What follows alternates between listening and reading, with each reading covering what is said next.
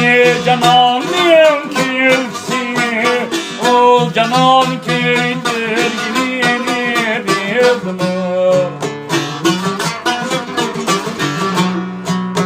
Bir sal yürüdüm çiçeği gündüzü, derdiye gündür gününü bildim.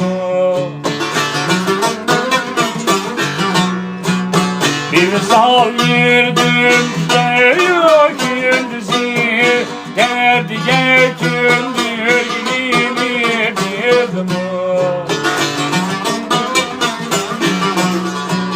Ben yiyeceğim navayını yedinem, olmuş şaş bir güne koy yedinem. Konuşuk bulmuş yağmur dinem, Mekret kültür gününü bildim. Bu işi bulmuş da yağmur demem, Mekret kültür gününü bildim.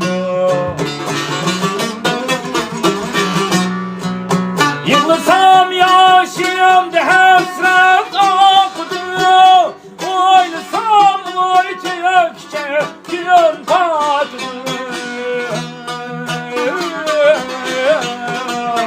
Hamdelen derdim bile altıdı, uykusuz kaldım gününü bildim. Hamdelen derdim bile altıdı, uykusuz kaldım gününü bildim.